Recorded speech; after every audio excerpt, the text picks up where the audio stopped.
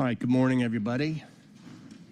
It is 10 o'clock, Thursday, April 18th. This is a work session being convened by the Atlanta City Council's Finance Committee for the purpose of receiving a presentation on our long-awaited classification and compensation study, which will be given by our HR Commissioner.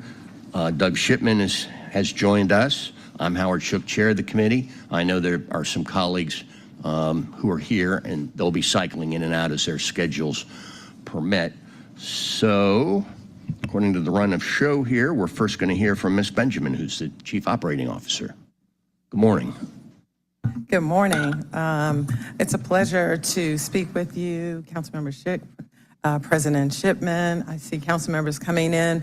On behalf of our Mayor, Andre Dickens, and the entire administration, we're pleased to discuss with you today this classification and compensation study.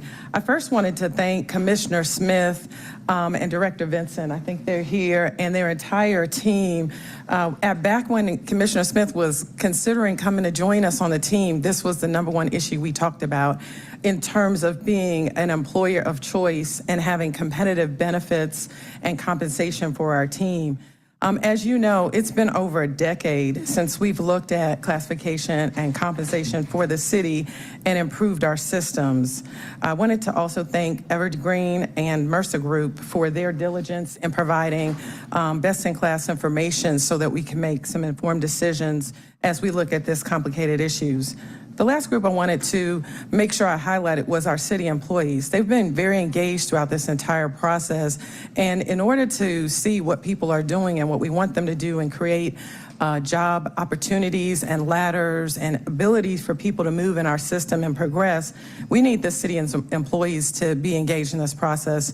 And Commissioner Smith will talk more about that, but we had a significant amount of engagement from the city employees, and we have been giving them updates throughout. Most of you know that the marketplace has changed. Since COVID, we are in a labor shortage, and we also have competitiveness with not only the private sector employers, but with not only with public safety, public sector employees, but private sector employees in this marketplace. But our systems were not updated to address that. To be in a model employer, we have to have a welcoming environment. You've seen the changes that we've been making in our buildings and in our situations for just office space and how people interact with each other. We have to have competitive compensation and benefits.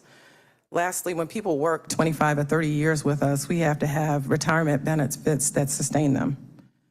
We have to have consistent increases over time that keep up with the market and with inflation, as well as performance management for expectations to be known and for accountability for how we deliver service to the public.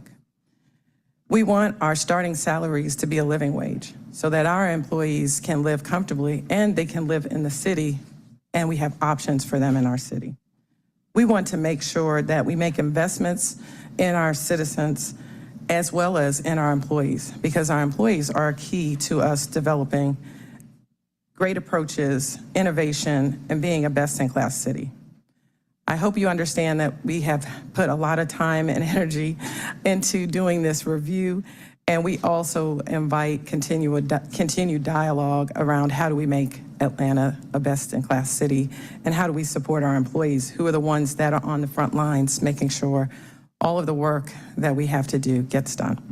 With that, I'm going to turn it over to Commissioner Smith and her team, and they're going to give you a more in-depth detail of the classification and compensation study. All right, thank you. And we've been joined by Mr. Dozier to my left and Mr. Westmoreland to his left. Commissioner, good morning. Before you start, just a remind us, how many employees do we have currently? Approximately 8,800 today as we speak. That's not including vacancies, or that is? We're budgeted upwards of 10,000. But our current staffing level today is right around 8,800, and it probably changed while I walked over here. Yep. Thank you. Take it away. Yes. Good morning, Mr. Chair and Council. As Chief Benjamin said, this has been a huge undertaking from the day we walked in the door, actually before I started here. And again, thanks to Evergreen and Mercer with the heaviest lift that they did for us during this study.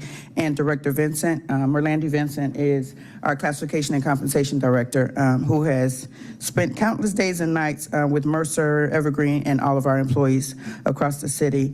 I wanted to say that during this undertaking, we had an exceptional time working with the employees, and the response rate was a little bit more than what we had anticipated in terms of participation. When we get to talking about the job assessment tools, we had over 55% participation from the workforce, which is actually amazing, and the vendors can speak to that. But let's just talk about why we do a classification and compensation plan. The purpose of that is to make sure that we do a top-down and bottom-up review of all classifications and positions within the city to make sure that those who are sitting in seats are doing the job that they're hired to do, and they are not doing anything outside of that. And the review takes place, I believe the last one that we had here at the city was about 14 years ago. So it's something that is surely has been anticipated, and we're finally at the end and providing you with the results today. So right now, the mayor's intention is to conduct a study for at least every 3 years, but we will stay on top of it. Yes.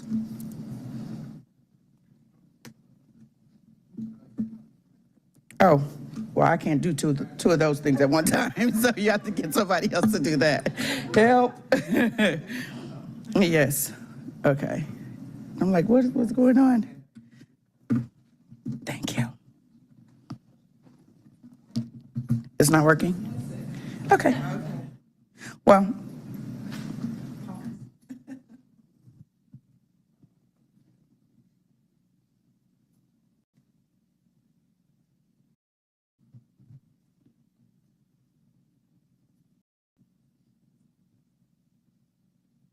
I can keep rolling through as general information. We can kind of, I don't have any stats coming up just yet.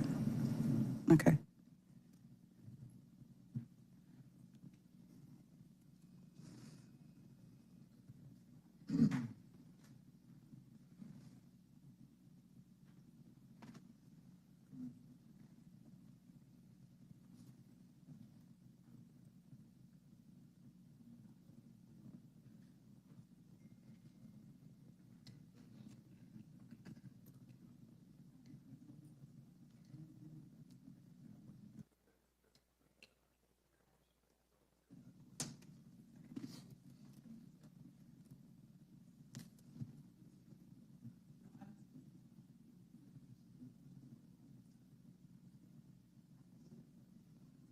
That's fine.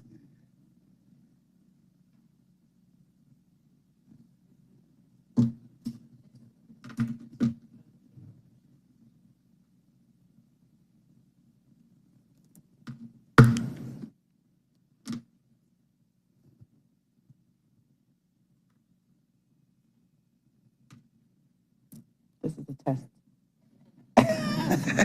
I'm not going to come unraveled. Yes. Okay. So we can go, we did introductions pretty much through the COO already, through Chief Benjamin, so we can, that's me, my overview. Okay, so yes, we were just speaking about what the classification and compensation study is, and we can talk about why are studies conducted. The most common reasons that studies are conducted is the gradual changes in duties performed, changes in organizational relationships and responsibilities, recruitment and retention challenges, changes in requirements as mandated. And there are three main types of classification studies. There's position review, a study of position duties to determine the most appropriate action or classification action. Classification specification update, a study of an existing class, current duties, responsibilities, and required knowledge and abilities. And the last one is new classification request. After approval of business justification from administration, a study of newly identified duties and responsibilities are required, and required knowledge and abilities to develop the appropriate classification, specification, and salary. We did all three. We had a combination of all three of the classification studies between both vendors. We have one vendor for public safety and we have one for general employees, but there was a hybrid of all of these used in this particular study. And what happens during a study? There's reviewing of pertinent documentation and information, with one of the most critical pieces of information being position description questionnaires completed. In our case, it was a job assessment tool. We had over 55% response and participation from our workforce through several meetings conducted and collaborated with Director Vincent, supervisors, and a collaboration with all of our commissioners in the city, as well as our exec teams. Communicating with supervisors and managers to confirm duties and responsibilities for the actual employees, because many times we know we have employees who say, I was hired for this, but they have me doing this, or I'm working out of class. So this was the employee's opportunity to actually fill out the job assessment tool and give us an opportunity to take a look at exactly what they were doing vis-a-vis what they were hired to do. Research, there's a lot of research and benchmarking that takes place, and the vendors will share with you the cities that they benchmarked the city of Atlanta against, and to also let you know the reasons why they benchmarked against those particular cities for public safety and general employees. Once that the research is conducted, the data is analyzed, and then we start developing and updating the classifications. I believe we updated, well, we're still updating about how many, is there, Director Vincent? 1,000 job descriptions had to be updated or revised, and that process is still ongoing and probably will be ongoing if we want to stay current and on trend with what's happening in the city. We communicate with all the interested parties. The stakeholders were our employees, our supervisors, our executive teams, and we've had some discussions with the legislative team as well. Once we got through that phase, we get here to you, developing the report and coming up with the final information to come before you to make a decision and to support the work that we've done. So with that, I will move through the rest of the slides. Thank you. Okay.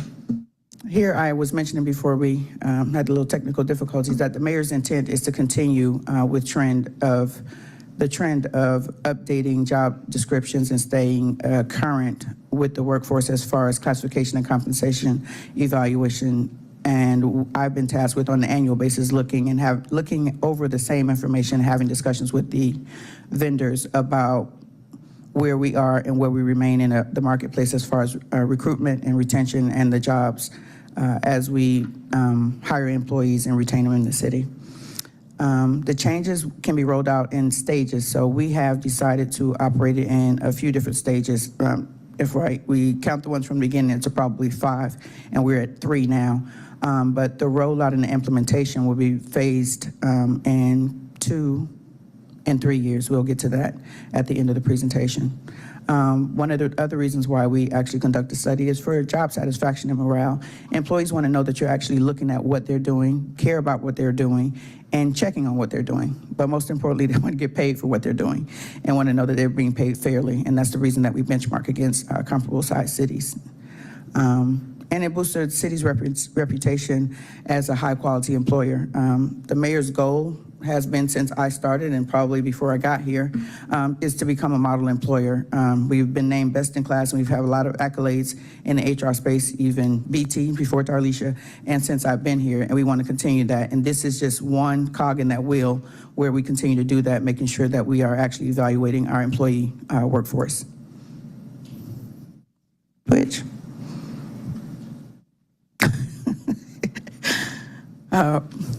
Actually, we did that one. Why performance study? We just discussed that. We can move forward, please. Thank you. I think we skipped one. Yes. Did we skip something? Back.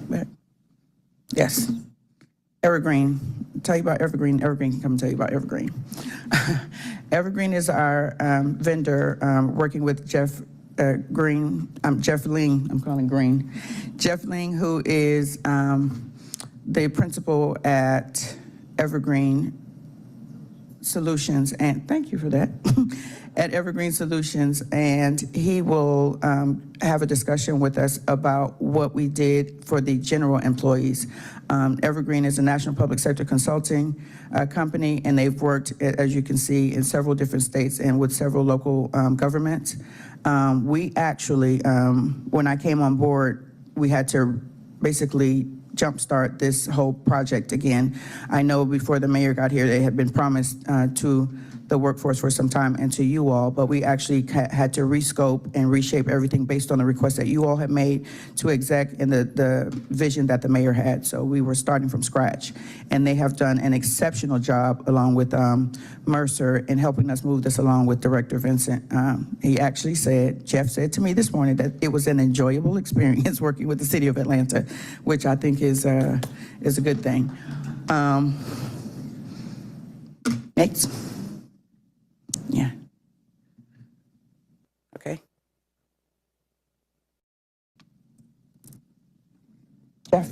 Jeff is going to come forward now from Evergreen.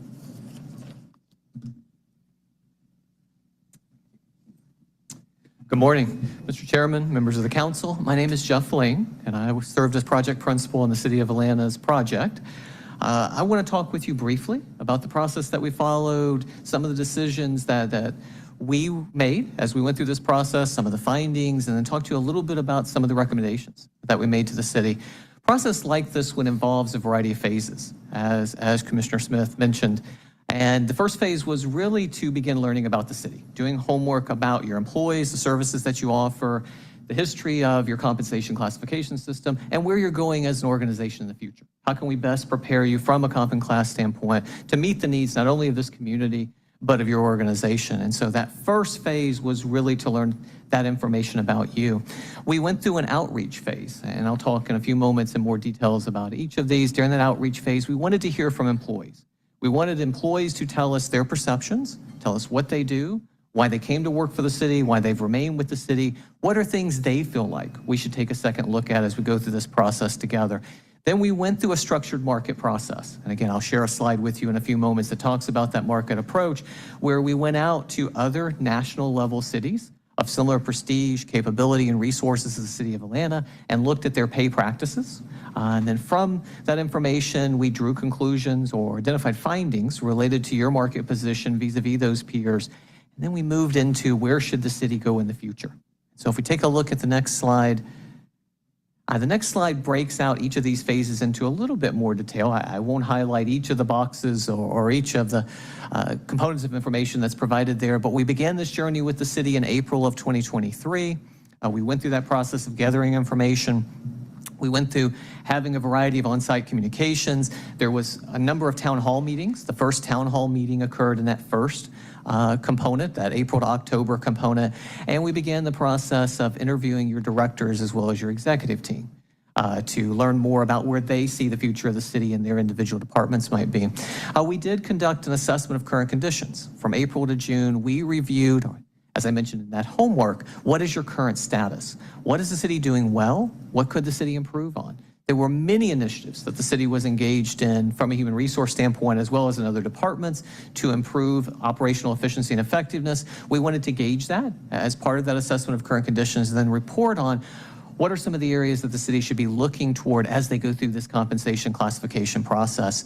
And then we began the process of looking at the market. And so through the summer, we were looking at your market position vis-a-vis your peers. Again, I'll talk about and share with you those other comparable cities and the approach that we utilize. What we were looking for there is not only the ranges, so what is the minimum and maximum that the city would pay its employees, but also the average take-home pay of the employees that work here as well as in the other jurisdictions that we reviewed. Then we moved into a much more employee-intensive component, August through December of last year. We began meeting with employees, and I'll talk about what we learned from those meetings. We gave employees the opportunity to share their perceptions with us. The commissioner was good enough to mention the job assessment tool that allows employees to tell us about what they do on a daily, weekly, and monthly basis, how they allocate their time in the role that they play. We began reviewing your minimum qualifications, ensuring you have compliance with the Fair Labor Standards Act, and we began looking at how close your current class specs or your job descriptions are with what people are actually doing or actually performing. And a key part of that was also to look at your career path, to look at your job families. So I come to work for the City of Atlanta out of high school, out of trade school, out of college. Is there a path for me to remain here over time? Can I move up in the organization? And what structure's there to support that? And so we did an extensive amount of research as well as analysis on what you have currently and how you could improve that structure in the future. Then beginning in September, we began looking at what compensation and classification recommendations would be needed. We went through a detailed analysis of what employees told us. We looked at the market data again, and we began the process of looking at how do you move forward from here as we began to prepare for this presentation, and we did that work through March of 2024. If we take a look at the next slide, it delves into the outreach components, or when we met with employees beginning at the end of the summer and the fall of 2023, we conducted 66 orientation sessions, 115 focus groups throughout the city, and we conducted 30 departmental leadership interviews, or commissioner interviews. We hear in these meetings a variety of things, as you can imagine, but what we're looking for are patterns. We're looking for consistent patterns among employees of things that they feel are positive about employment here, as well as things that could be improved. Some of the positives included strong relationships with coworkers. Many employees indicated that they like working here, they like the people they're working with, they feel that the mission is important, and they like the people that help support that mission within the organization. Employees were very complimentary of the benefits that are offered. They felt that they are generous not only versus other public peers, but in their perceptions versus private peers as well. And then finally, employees indicated that coming to work for a big city like Atlanta gives you a lot of experience very quickly and creates an opportunity for personal growth. For me to see a lot of different things, deal with big issues of our day, and play an important role in my community. And so that was the third most reoccurring comment that we received, or pattern of comments that we received from employees.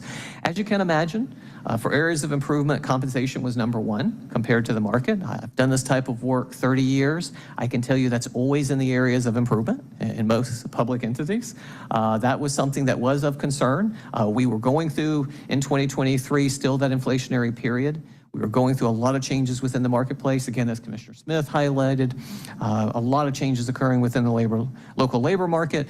And as a result, employees were very cognizant of that and very concerned about that. The second concern was internal equity. And that's the idea that among my peers that work here within the city, am I paid relatively the same for providing the same level of work or performing the same level of work? And employees wanted to be assured that as we go through this process, we're taking a look at that comparability. And then finally, most employees indicated, hey, I have a big workload because we have some vacancies and we have some recruiting delays. And as a result, I'm having to wear a couple extra hats or do some extra things that otherwise I might not have to do in the pre-COVID environment.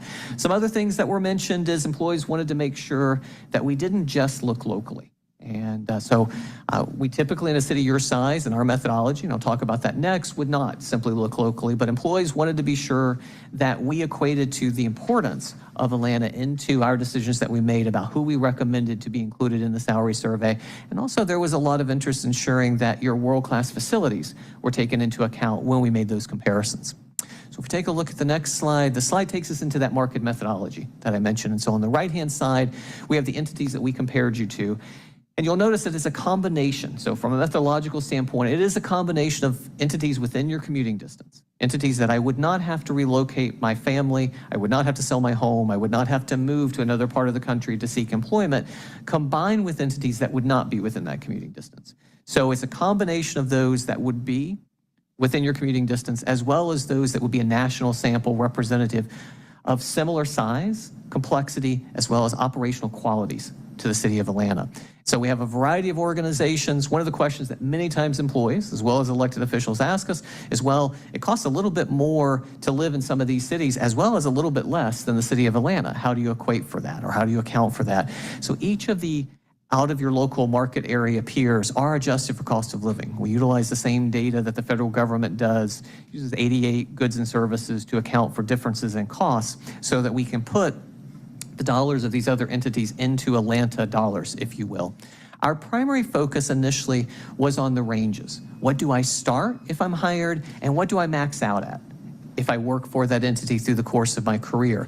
We did take a look, and I will speak to average pay as well, but principally we were concerned, are you offering the same structural earning potential as what would be present among the peers that we would compare you to?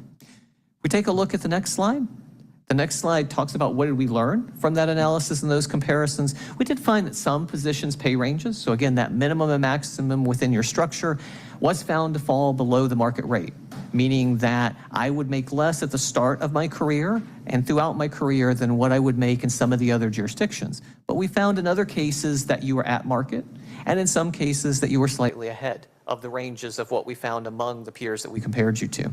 Among actual employee salaries, so again, this is coming back to take-home pay, we found that you were more competitive with the market on take-home pay than you were with ranges. So let's talk a little bit about what that means. What that basically means is you may be starting people lower, and you may have a structure that's lower than what your market peers possess.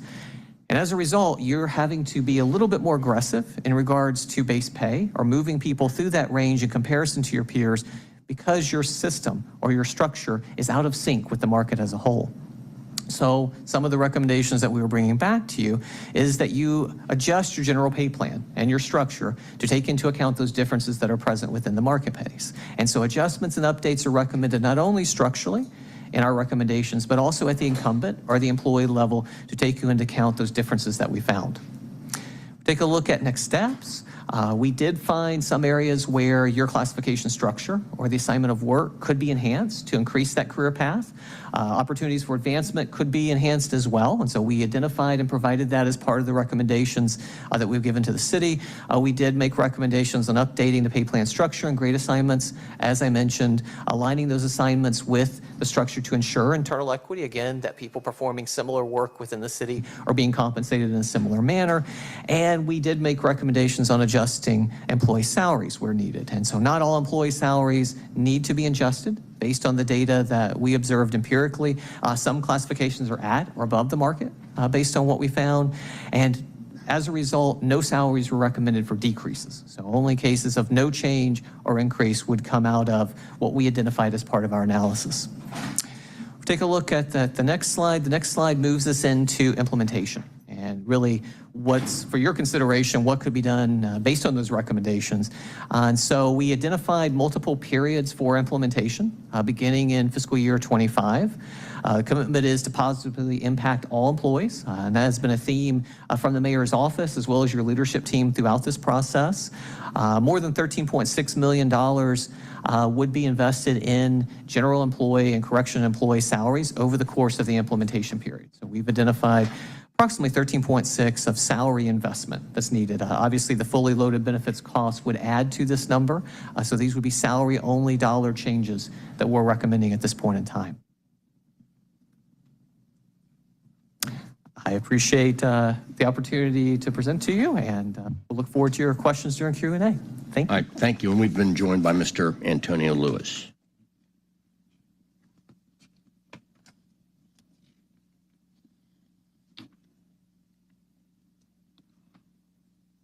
Should have paid Jeff to introduce Leah.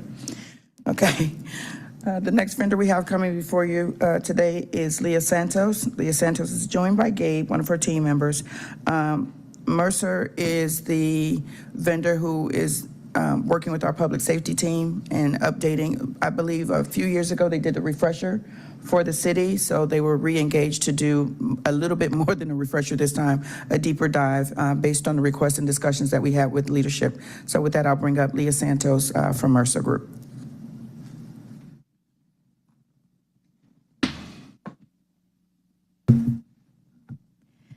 Good afternoon, Leah Santos with Mercer. Thank you for having us here today. And thank you for engaging Mercer in this very, very important work. I'd like to introduce Mercer really quickly just to let you know that we are a global human resources consulting firm. We are not Mercer University, so a lot of times when we're in Atlanta, that's what people think we are. There is also a consulting group called Mercer Group. We are not Mercer Group, so we are Mercer. We are a very large human resources consulting group that does really consulting in all areas of human resources, but I do specialize primarily in compensation and also classification. So really understanding jobs, what is the work that is being performed and at what career levels. And as some of the prior speakers this morning have talked about, really making sure that we're getting equal pay for equal work. One thing that is very, very important to us at Mercer is really to make sure that we are balancing economics and empathy. So that's kind of in our mission statement, and we do feel like that's what we're doing here with the City of Atlanta, and especially with the public safety study. So on the next page, we'll just give a quick overview of our engagement. We did do prior studies in prior years, so that's why I do believe that Mercer was selected specifically for the public safety study. We did studies prior to COVID for both police and fire. I led those as well. So, really making sure that we had some consistent methodology, data, as well as peers. But really, an overview of what we did was we, like Evergreen Solutions, made sure that we did listening. So we did employee focus groups as well as individual interviews with both police and fire at all ranks and all tenure as well. So made sure we get a cross-section of understanding of how employees are feeling. And I think of it as the context. So the compensation is the data, but it's really important for us to understand the context as well. We also had discussions, a lot of discussions with both police and fire leadership to make sure that we talked about the peer group that we used and made sure that we tried to find agencies with similar work environments, complexity, scope, and scale.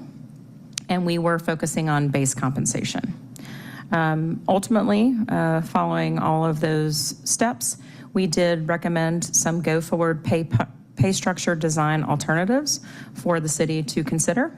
And we've selected one of those, and then we're going to provide you some details on the one that was chosen and the cost, as did Evergreen, for the broader study.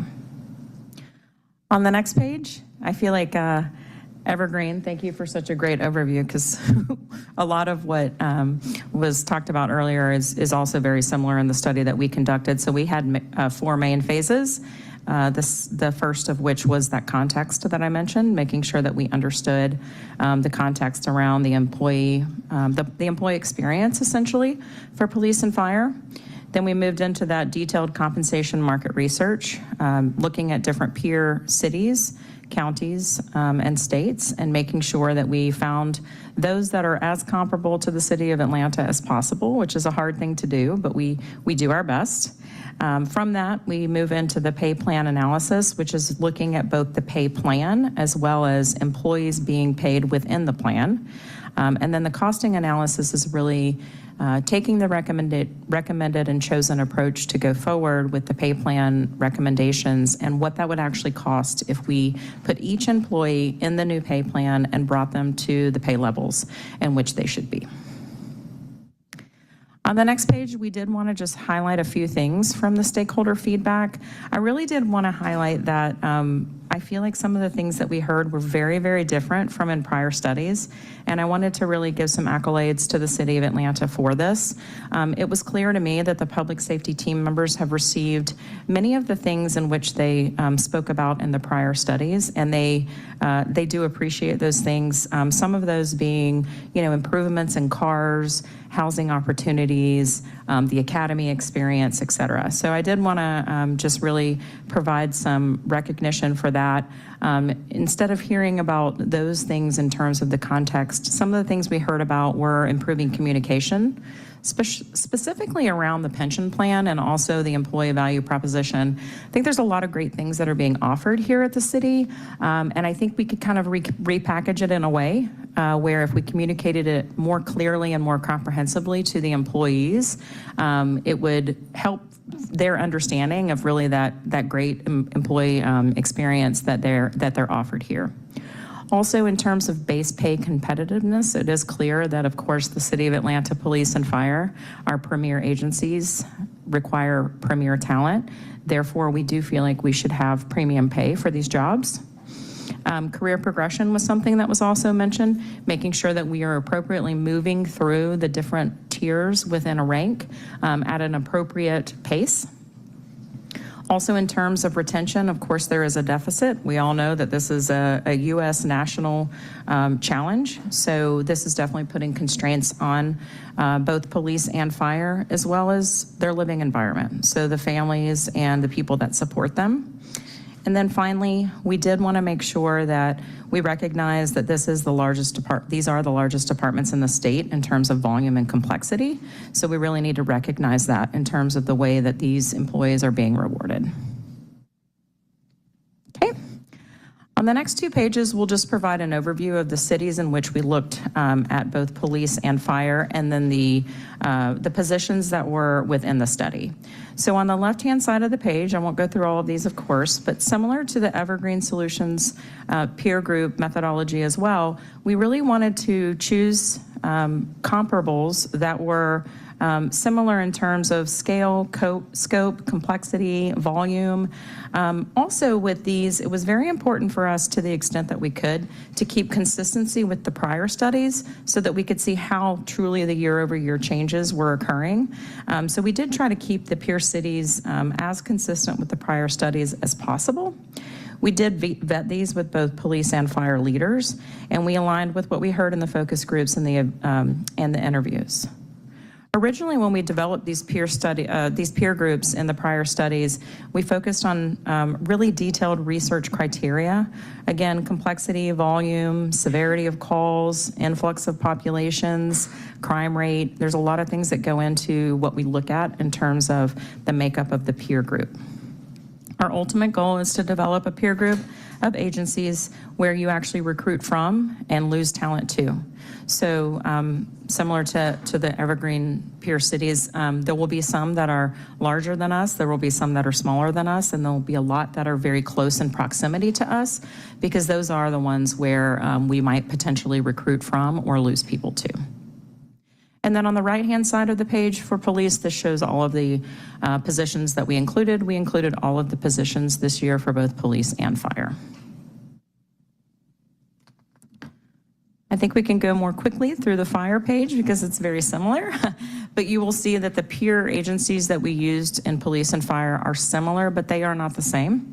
And again, this came from the original studies that we did where, fire, we look at things like safety requirements that are required, certifications, height of buildings. So while there are similar criteria that we use to develop the peer group, there are also a little bit of differences as well, really just to reflect, again, the differences in the types of jobs.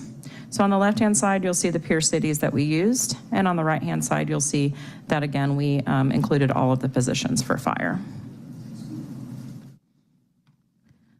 Okay, and then on the next page, we have some next steps on what we recommended based on what we found.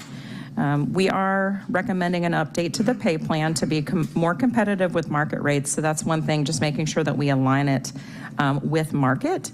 But there's also a few design recommendations that we provided in terms of making sure that we adjust certain tiers, the years in rank progression, so that, again, we're making sure that we are progressing through the tiers within a rank at an appropriate pace. So one of the things that we look at the peer agencies is how many tiers do you have within each rank, and then how long does it take to top out pay, or how many years does it take to get to different tiers. So it's a very complex kind of combination of factors that we look at. And then also we recommended just to update base pay ranks for ranks and tiers in a targeted fashion. So not, we didn't say update the entire pay plan by 3%, for example. It was very targeted to make sure that, for example, we recommended at some of the lower pay rates to actually increase those maybe at a more advanced, a more frequent pace, because that's what we found in the market. We also want to make sure that we update employee placement within the structure to ensure the alignment to the years in rank. So making sure we have everyone in the right position, but also in the correct tier. And a very targeted approach to adjusting employee salaries. Not all employee salaries will need to be adjusted, and there's also no salary recommendations to decrease. We do have an example on the right-hand side of the page that just kind of shows how we go through the process. The first being making sure that we look at the pay plan and make sure we align that to market. So in this particular example, we have just an illustrative example of the position where in this one, we look at the City of Atlanta's midpoint, and we look at the 25th, the 50th, and the 75th percentiles in the market to look at the range in pay. And then we align that with the current pay plan. We look at the position.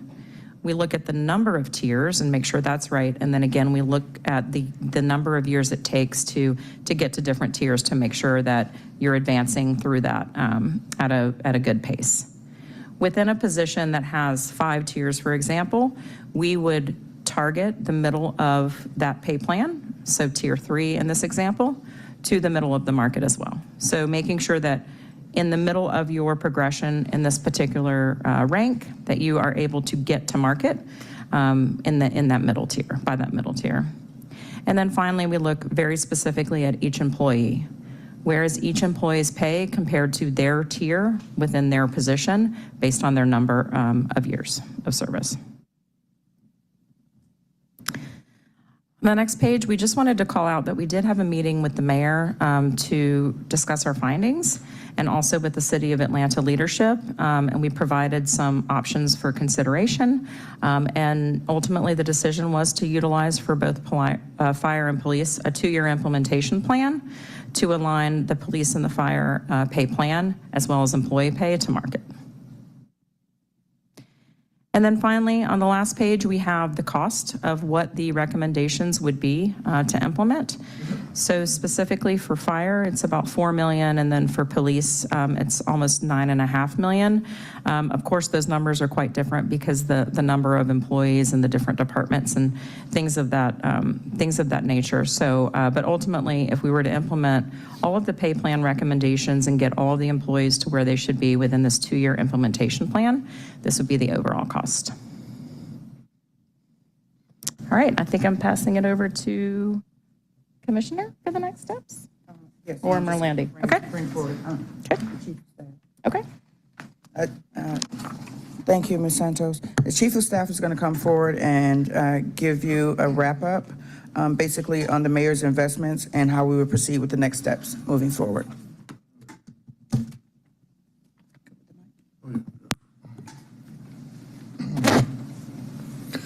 All right, how y'all doing this morning? All right, so we got a slide that shows all of the investments.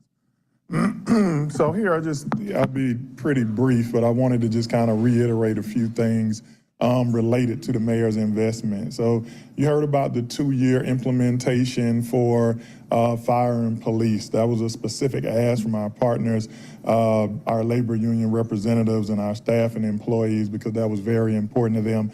I think the last time it was a 4-year implementation time frame, and so they would have liked to see it a little bit earlier. In addition to that, for our general employees, this is the first time that they've seen these type of impacts in some time, and we've been working on this almost since the mayor's first day in office. So this is just really a culmination of our partnership, not only with the council, but also, with our rank and file staff. This slide here, though, really puts this work into context. To date, and in the mayor's first 3 years, there have been $180 million in investments, and every part of our organization has been touched. Extremely important to the mayor to really ensure that not only do we return to COVID, and get back to the normal way of doing things, but that we're best in class in every area. And the only way for us to be able to do that is by investing in our people. So you'll see that while we worked on this Evergreen and Mercer proposal, we didn't wait to make investments in our folks. So we started off with a COLA the first year. Fire, who had the 4-year implementation plan, we moved it up. We held benefits steady while we went through this study and made additional investments. There's a long line of investments, but this breaks down. Now, this does include about $30 million that we're proposing to invest through these studies. And so it's really more of $150 million, and of that, $70 million is people investments. That's very, very important because we are touching every part of the government. Just wanted to make sure that we drove that home for you. All right.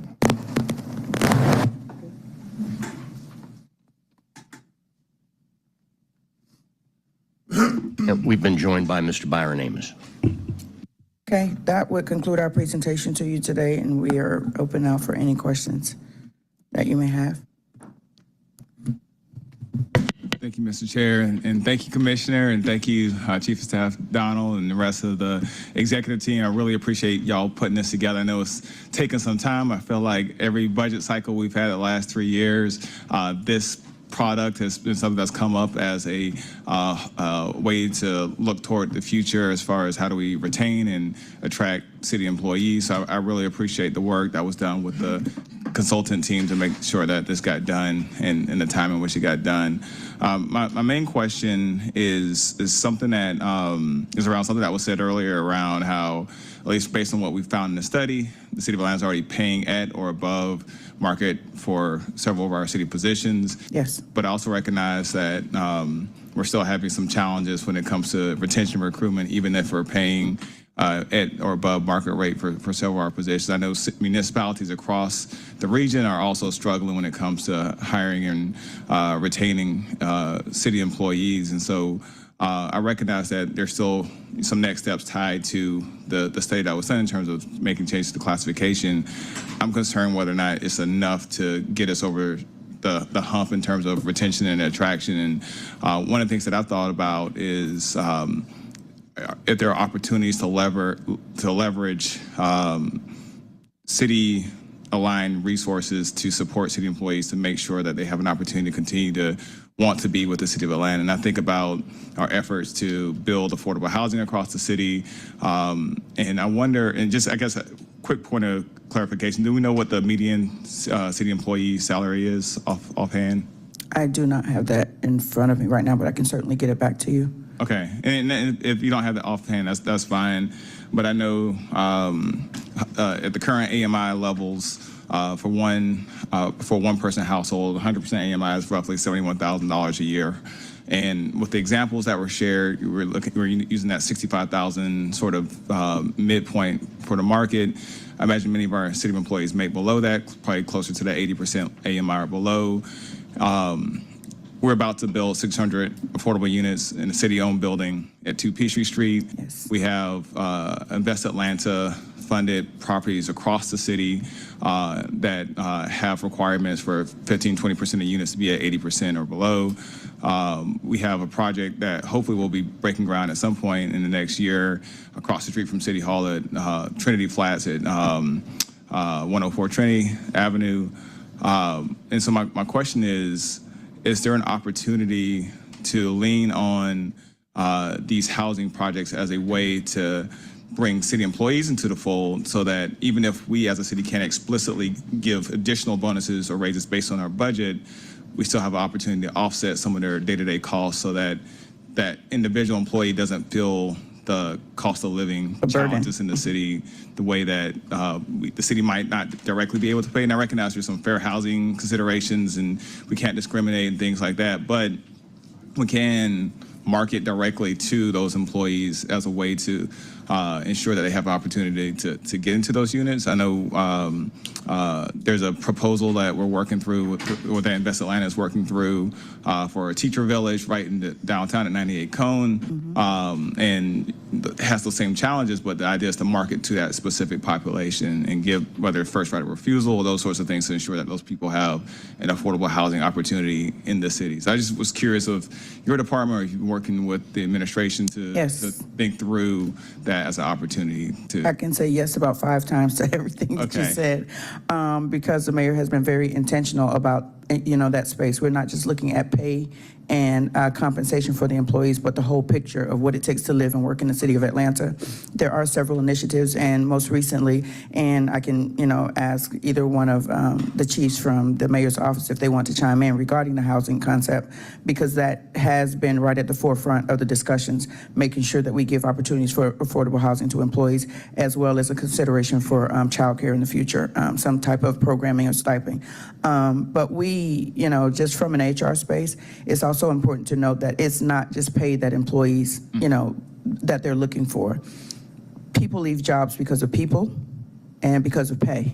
So one of the things that we are also looking at is a culture of where you work in the city, because many people who worked here for years without getting an increase stayed and they stayed for a reason, not just because they needed the money. Just as the vendors told you that they found, people love working for the city.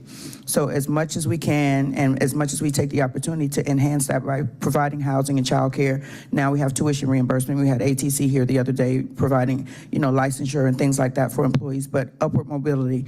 These classification and compensation studies have provided us with an opportunity now to have built job families within the classifications, and we have newly promoted employees in our on our HR team who have developed employee engagement programs after onboarding. We have more employee engagement experiences with the employees. It's not like we're concentrating on not neglecting the workforce and making sure that they understand that we see them, because when people feel valued, they really want to hang out, and especially if the pay is there. So that we're working on the employee experience and some of the things that you mentioned as far as housing and childcare, tuition reimbursement. So those are the other things. And keeping the benefits flat as we have for the last 2 years is a big bonus. Things like the Wellness Center. So we're always looking for opportunities, not just for engagement, but enhancement of the total employee experience. But thank you for bringing that forward. And I know for a fact that those things are already in progress via the mayor's office. The initiatives and the frameworks are being built for that. I love that. Thank you. I was just going to speak to, as it relates to housing, we have been looking proactively about where we're having housing for affordable housing, also working with Invest Atlanta. There's a lot of down payment assistance and those types of programs if you live in the city. And recently we were getting an update on housing, and we said we're going to connect with Invest Atlanta to make sure even our employees know about the programs. There's right now significant amount of down payment assistance that you can get, and many of our employees fall within the income ranges to take advantage of that. So we do anticipate doing more work, and even if we just, housing summits, there's things we can do to get the word out, because people are always looking, and then partnering through the Housing Strike Force with all of the affordable housing partners. There are multiple programs out there. You have ANDP, you have Habitat, you have Enterprise Solutions. So there's a number of nonprofit programs that employees would also be able to be eligible for. So we've been talking about how do we make that an integrated approach, and then we get the word out. And then also with the Housing Help Center, as you know, that was stood up through our policy office. And that means if you call and say, hey, I need housing, I want to have housing in the city, they're a resource to anyone, but specifically our employees would know all of the programs that they might be eligible to participate in. Thank you. And I mean, talking to frontline employees, whether they're cutting grass at one of our parks or when they're coming to pick up my trash, it's always disheartening when I talk to folks and they say, hey, I had to move all the way out to Conyers or to Douglas County because I can't afford to live in the city of Atlanta, and recognizing that, we want to keep these folks in our fold for the next 10, 20, 30, 40 years and retire with the city. Just thinking about all the different tools that in our toolbox to keep them here. I do appreciate the conversation and the comment about culture. I am curious if I know a year ago or 2 years ago, before you came on board with the city, there was a discussion about setting up employee resource groups for specific sorts of affinity groups. So like veterans, for instance, veteran resource group. And then I know there's other, maybe not the city of Atlanta, but other communities across the country have set up groups around LGBTQ, other groups to help make sure employees know that they're not alone in the work that they're doing every day when they come to work. And I don't know if the city has moved forward with those as an opportunity for employees. Yes, we have. Okay. Yes, we have. And growing every day in that place with the ERGs. And also, is it Candace Stansel?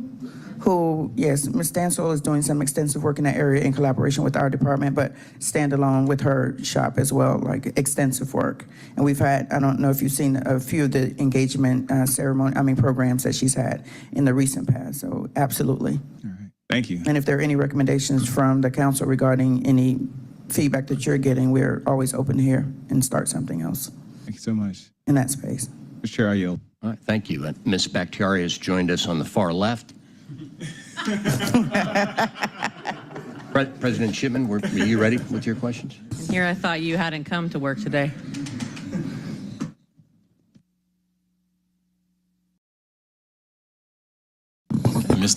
Thank you, President Shipman, and thank you, Chair. My questions are, I actually named a few pages on them. Market findings, they talked about our current plan not working because it's out of step with competitors? On page 14.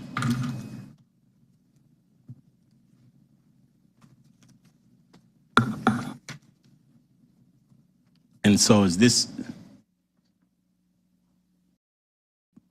Where are you reading from? I'm sorry. page 13, I apologize. Market Okay. findings, page 13. Some position pay ranges found to be behind market rate. Actual employee salaries found to be more competitive with market. But so can you explain that? Because those two things right there say two different things. Yes, we have more than 10,000 jobs, and in different spaces across the enterprise. They're different. We found different challenges in different spaces, and where we found them, we addressed them. Some were deficient, and some were right where they needed to be, and some were below. So those adjustments have been made. The recommendations have been made to those. And I can't call them to you individually, but at a later time, we'll delve into that and have those conversations about specifically which positions, if that is of interest. On page 15, they mentioned the salary only changes to be made. And so does that mean that our employees feel that their benefits and pension is good? I'm sorry? On page 15, Yes. the recommendation was that salary only changes are made. Does that mean that the benefits and pension are people happy with that? Pension and benefits? Yeah, because they recommended our benefits they recommended only salary changes. But they were hired just for salary. Pension and benefits are separate and apart from this actual study. Okay. So, but we are doing a comprehensive look at everything for total employee experience. And as you know, the pension meeting is coming forward next week. Okay. Yeah, I'll just jump in real quick if I can. The administration is going to be making recommendations regarding enhancements and changes to both our pension policies as well as health care. Thank you, Mr. Lewis. The next one was around the premium pay. Premium pay being that on page 27, they spoke about premium pay, the 412 being extended for an additional 2-year period. I know a lot of the employees were talking about that being absorbed into their salary, into their wages. Where are we on that? It was done already. That has been completed. The 412 has already been proposed to be absorbed in the salaries. The chief CFO can speak to that, but yes. But the slide? Oh, yeah, this was just an overview about what has been done already. The 412 that they speak of is separate and apart from this study, but this is talking about the 412 that has already been baked into the salaries. That has already been, these are accomplishments. So one notion that I wanted to make on the 412, if you recall, the 412 initially, when it was comprised to the city as hazard pay, was being paid through ARPA funding. Since 2024, we have been using general funds to pay for the 412. And in the FY25 budget, you will see recommendations for the 412 to not be a premium pay line item, but considerations for incorporating into the employee's salary. So the 412 continuation has evolved and will happen. You'll see that in the proposed budget coming up. And specific to that, I appreciate you. I appreciate the mayor recommendation on that. I know a lot of our employees are extremely happy about that. So to be clear, the 412 will be a part of their salaries. Therefore, they can count it onto their pensions, growth, and it can be a part of their multipliers for all of their stuff now. Yes, it's in their salary moving forward. So the question, to be FY25. clear, the part that you're talking about incorporating into the salary, that will be proposed in the FY25 budget that will be discussed in front of City Council during the budget season. Okay, all right, thank you. And Before we move off the 412, I think Ms. Bakhtiari had a piggyback 412. Thank you. I was asking, thank you for the piece on the premium pay in FY24 moving to FY25. Do we know where the source of that, you named the So the consideration? source it has been general funding. It will continue to be general funding. Great, okay. I was just on clarification. All right, back to you, Mr. Lewis. Mr. Ball, I apologize. Can you please I want to make sure we're clear on this, because we got folks who are at retirement age and we sit on the pension board together. And what they're thinking of, they've lived with this 412. They're extremely happy with it. I want to make sure that I'm clear to them in like a fourth grader. The 412, if you make $15 an hour now, that 412 is added to could be possibly added to your salary based on what we do in the vote and when you, it's now added to the multipliers for your pension. Correct. That will be a proposal to City Council with the proposed budget for FY25 being implemented in the fiscal year 25 year. Okay, thank you. And one last question on that, and off the 412, unless Ms. Bakhtiari has a follow-up. I apologize, Chair, for even doing that.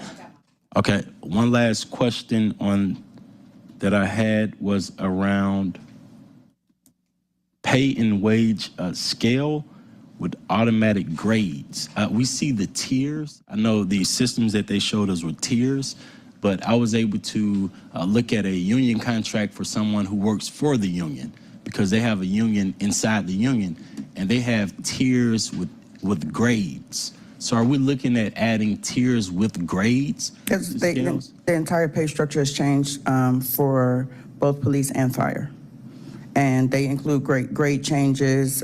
Some have been expanded, some are static. But yes, there was a top-down review, and the proposal that we're bringing forward will have all of that information in as far as the pay grades for police, fire, and general employees. Okay, that's what I was worried about. It's a new General system. employees. It's a different grading system, so you will be able to look at it side by side to see the difference. So it would be, they will be able to clearly see, an employee with the City of Atlanta and our sanitation department will be able to clearly see a page with the tier, grade, and wage on it. Every employee in the city. Thank you. I yield, Chair. Thank you.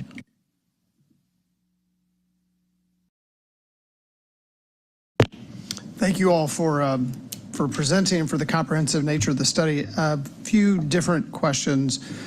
One, CEO Benjamin, you mentioned the goal of a living wage being a baseline. What is the administration using as a definition of a living wage at this point? Let me say I wasn't going with the formal definitions. We're saying making sure whatever starting wage we have is comprehensive. And I think there in the proposal, there'll be a new baseline or whatever that number is. So Chief Bollock, can you help me out there? Yeah, sure.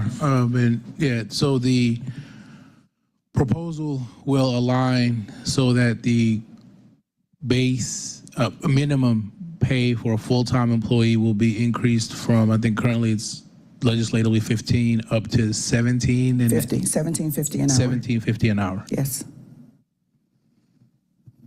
So 1750 is the minimum that'll be that's sort of baked into the proposal? Yeah, that will be the minimum in the baked-in proposal. Got it. A question regarding the cost of living comparisons across the market methodology that you mentioned. You said there were 88 goods included or so. Does that incorporate effective tax rates as well in the different jurisdictions? Are they included in the calculation at all? Tax rates are not included in the calculation, so it would not take into account if there's a different income tax rate or even a local income tax. The 88 goods and services include a 1,000 square foot apartment, gallon of milk, gallon of gas, things of that nature. We have the capability to adjust for differentials in tax rates, but we did not apply that methodology in this case. It was only goods and services. Okay. And then the other is, was there any, probably a notation more than a calculation around whether or not certain states listed on the benchmarks, I'm fairly certain the state provides some funding to municipalities around, especially public safety employees, whereas in Georgia that's not as prevalent. Is there any notation around the analysis in that regard? Our study did include corrections. It did not include fire and police. But for general? But for general employees, we did look at if the state has an offset that they provide, different states for health-related occupations. There's even some states that now have some dollars for IT occupations that they're providing through federal grants that they've received at the state level. We did look at to what degree have they increased pay, taking that into account. But in the vast majority of those cases, when they report that data to us, they're very cognizant of that, and they report, here is the additional federal funds or funds that state level funds we're utilizing. Here is our base pay system. And so we would pick up on that between the range structure, which would not factor that in, versus the base pay. So yes, We're very aware that some states have benefited from those programs, especially post-COVID. Same question for the Mercer folks. Was that also same sort of methodology? Okay, good. Thank you. Commissioner Smith, this is probably for you. Projecting the anticipated cost over 2 and 3 years of implementation, what vacancy rate are you assuming? Are you assuming that the current vacancy rate remains and that that's a cost reflected? Or are you assuming full employment, something in between? God, I hope we can get full employment for all of our positions between now and then. That really is a question. I'd like to answer that, but the way that the market is, we can't really tell from one day to the next what's happening in the marketplace for certain disciplines in the city.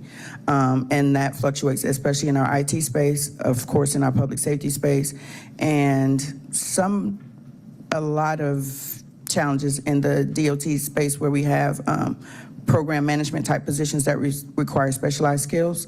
So with the challenges that we've had in the past and what we've addressed most recently with the increases that we made incrementally, I think we will do a little bit better. But with our current vacancy rate, that's the anticipated position that we took with this particular study. So the 13.6 over 3 years for general employees and 13.5 for public safety, that assumes the current staffing level, or it assumes an increased staffing level? That's what I'm trying to be clear about.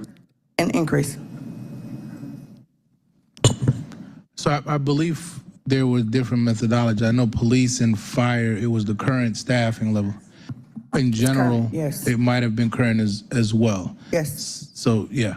So again, current. just to be clear, if we were fortunate enough to lower our vacancy rates, then the effective cost of the move would be higher than what's on the page. Correct. Okay. Also, enhancements and efficiencies could lower the cost as well. So it's the increase in current retention. staffing level. And so the assumption is that future-oriented services are going to continue growing, and that's what you're saying, but there's considerations that technology and improvements and enhancements and efficiencies can actually reduce workforces in the future. Or again, said another way, you've taken the current cost base, which is the current productivity and the current staffing level, and then projected what the additional compensation would be. Obviously, if you had vacancies, those numbers could move up or down. Yes, up or down, but we're also hoping that we get fairly good response for retention rates at this point, having done the study and other enhancements made by the mayor. And I know Council today. President has other questions. I wanted to piggyback off of that one before we moved on. The pieces, hey TT, the pieces on the allocations of looking at what we would like our staffing to be at. Can I ask what that ideal number is? Do we have an ideal number of what we want to work towards and what we've taken into consideration with these numbers in terms of My ideal staffing number is always fully staffed. That's what we anticipate at all times. It's just the marketplace is very different post-COVID, and that depends on whatever discipline you're actually discussing at the time. Police, we know exactly what our challenge is there. IT is now up and coming as a challenge depending on what the space is because of the working models that are out there vis-a-vis what we have in the city, and we're looking at that as well because most IT people don't want to come necessarily into a building to work. So that's a culture change. So there's so many different things that go into play when we start talking about the vacancy rates in the different disciplines, because there are specific disciplines that we have very specific challenges with. Yes, and I guess one of the things I'm asking is with so many big events coming into the city and knowing how much preparation goes into that from a first responder perspective, do we, to the numbers we have taken into account with this study, do take into consideration FIFA and the other massive events that we have coming into the city? Absolutely, and most recently having had meetings with police APD recruitment about that being very aggressive and changing our recruitment model and framework and everything to correspond with that so that we can aggressively recruit in the public safety space. Thank you. You're welcome. Speaking of benefits, if I read correctly and heard correctly, both pages 16 and 25 exclude benefits. Those are just base salary numbers that are projected. Do we have a rough estimate of what the benefit implications would be of these moves? I mean, typically it's 20%. We sort of use as a shorthand. Is that a fair assumption that if these moves were made when it comes to the salary adjustments, that would there'd be kind of an additional 20% that would flow through with the other benefits? I'm going to defer to the CFO there. I would not make that fair assumption because, or not make that assumption, considering that much of the benefit contribution from the city is a nominal amount that stays the same with regards to medical and dental contributions. That does not change with pay. The portion that changes with pay from city's contribution is retirement benefits. So that would probably be aligned with the percent increase of a specific grade recommendation. So if you're, for example, just easy math, if you went from 50K to 55K as an employee, that additional 10% of pay would lift your benefit contribution by 10%. So if you are in the COLA and you're getting 6% and a 6% match, then that would have been maybe an additional 0.6% to the city of Atlanta. And if you're on a DB plan and you're paying 12 and 12, that'd probably be an additional 1.2% for that additional employees. So it's nominal in terms of additional benefit lift that this impacts on the city's budget. And that has already been accounted for in the proposed budget. So the recommendation is that recommendation plus an additional consideration for benefit increases. So the numbers that are on the pages on the numbers on the page are the salaries only, but when you see in the proposed budget, it has the additional thoughts that you were considering. Okay. And then two other somewhat related questions. COLA, on page 27, it's noted that the COLA in 23 and 24 increased. Are these changes on 16 and 25 inclusive or exclusive of COLA adjustment? On page 27? Yeah. So COLA has been adjusted in 23 and 24. Yes.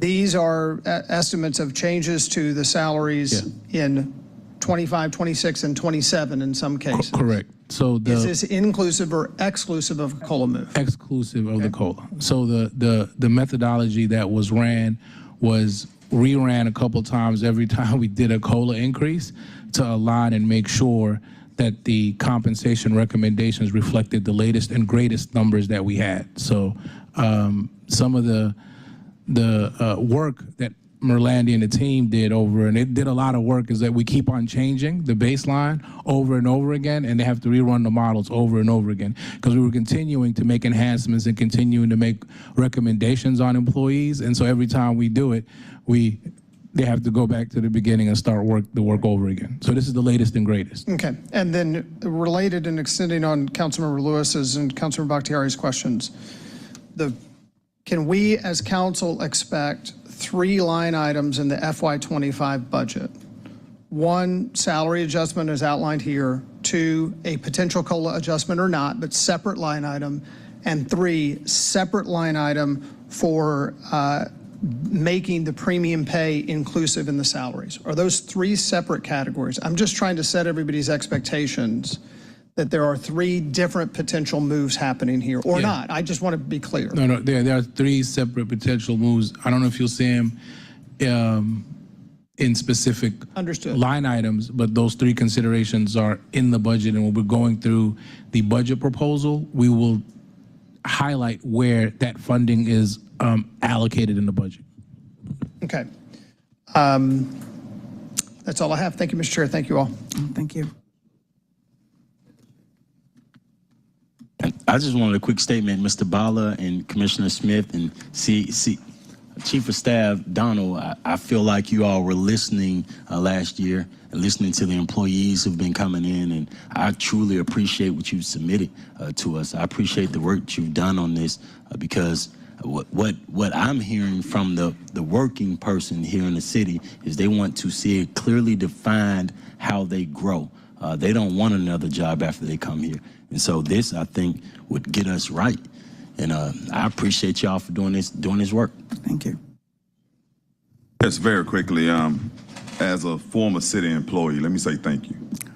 It has been a while since this level of detail and work has actually went into taking care of the people that actually work for the city of Atlanta.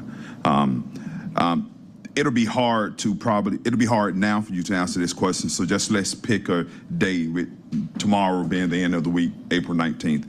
I would like to know how many employees we have working in the city of Atlanta, what area of employment are they in, full-time, part-time, extra help, and then that number hopefully would get us to how many employees or former employees are we paying health care for. And I understand we got some health care recommendations coming up. So if you can just use tomorrow as a snapshot in time to get that data to us at a later date, that'd be appreciative. And then everything was answered. The 3-year plan and the 2-year plan. How is possible promotions fit into that? And then the change of classification, since we're going off people classifications, I know sometimes they change, they're created. So how are we taking those two things into consideration into these two plans? Okay, loaded question, but I think I can answer it. First and foremost, all of this has to be, first of all, approved. Once it's approved, because we can't make any changes until then, we are business as usual until we get to the point of approval. Upon approval, we have to go back and make sure we're finished with the job descriptions, actually load everything into system, which requires configuration testing, payroll testing, and a lot of that. That is going to be approximately a 6-month process. And we say that we were projecting out that our goal is to try to implement, the first payments within by January. So when you ask about promotions and things like that, it is business as usual with that. We're not holding anything as a result of this moving forward, but this is just another step that we've taken to improve upon our current process. But we will be business as usual until. You will have people who are like, oh, I have the class and comp now. Can you just do this for me? It's like, that can't happen. Because, like I said, we have a new classification plan and we have a new payment plan. And with that, once it's accepted and passed, all of that programming has to take place. And that's for every single position in the city. And it has to be tested. And we have to, for the incumbents, run the payrolls according to any adjustments that have to be made. It's a time-consuming project, so we're asking for grace, and we have maybe 4 or 5 other implementations as far as health benefits, performance management, and a few others going on at the same time. And our HRIS team is working feverishly to get all of that done in a timely fashion. Thank you, Ms. Chair. Thank you. Thanks for the meeting yesterday. I got a good number of my baseline questions asked and answered then. I've developed a couple new ones just real quick. Remind us what the cost of this study was, or studies. About $1 million? We have 2 costs, one for Evergreen and one for Mercer. For both? One is about 400,000, and I'm asking because it was before I got here and we had to do some amendments to it, so I want to make sure I give you the right numbers. Approximately 400,000 for public safety. Evergreen, 250. Yes, so just about 8, I guess, for both. The reason I ask is because I'm looking at this idea that we do this every 3 years. Did you find any gender pay gap? No standouts for that. No standouts for that. No gender pay gaps. Good. So I want to be clear that for people whose salaries are going to get elevated as a result of this, that would start Jan 1? Yes, that is the goal. All right. I mean, everyone needs to clearly understand that. And has there been any more clarity around what the legislative process is going to look like to implement not just dispersal of the money, but to adopt this new structure? Once it's presented, provided that there are no significant changes, it shouldn't be because it's pretty straightforward. Once adopted, I mean, the legislation should be pretty straightforward on what we need to present as the actual pay plan, because we can't pay anything differently. That shift is going to require, not the shift, the transition and the migration we're going to have to time it so that the legislation passes and we can get everything programmed for January. So if there are any delays or significant delays in the passage of this particular item, it will delay our programming, our configuration dates, and ultimately the payout date. So we're going to have the traditional personnel paper. Correct. Plus this other sort of structural. Separate. Correct. You'll have a legislation that implements the recommendations of the classification and comp study with all of the requisite information of which positions and how the grades will change. Once that is adopted, it's anticipated for adoption in June in conjunction with the budget. Once that is adopted, we will start the implementation of programming so we can go into the Oracle HRS system and update all of the pay elements and all of the new pay grades and pay structures so that on January 1st we're teed up and not miss a beat. All right, and then I'll just repeat that kind of my suggestion that you make sure you check with law to ensure that there are no charter changes involved, because it's a whole separate timeline if that's the case. So Yes, let's look at that. So this is, and we get the budget a week from today, correct, Mr. Bala? Because I'm really curious to see how we're going to pay for all this. So this is a very high level 80,000, flyover of what you're proposing. Where's the study or studies? With the number of pages that we had, we could never have gotten through that today. We're definitely in a position to share that information with you all. We just want to make sure that we brought it forward today and have the vendors here to answer any questions that you have. But yes, No, my it's available. expectation was that you were going to do exactly what you've done. I also expect that some of us would like to have the opportunity to, look at a little more detail, and probably would save you a lot of time answering our questions if we could. Understanding, I don't know, we probably don't need to see every exhibit. I mean, it's probably, how many pages is the actual study?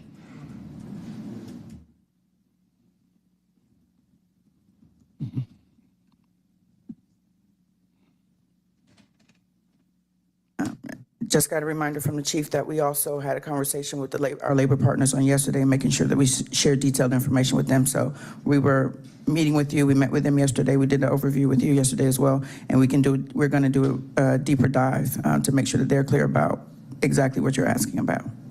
And I appreciate all the outreach and conversations that you've had. There's going to be a million questions, and which is why yesterday I suggested it, to the extent you can create a salary, calculation tool that people can access online. It might save you a lot of wear and tear. Yes. But I don't know if it's possible to really develop that. There is going to be a pension calculator tool online, Mr. Ball. Is that correct? It's already up and going. Yep. The current one, but yeah. That's my list of questions for right now. Does anyone else have anything? Do we have anyone who's signed up with any questions? No? If there's nothing else, thank you to the presenters. Okay. We're adjourned. Thank you all. And thank you to my team, DHR and Director Vincent.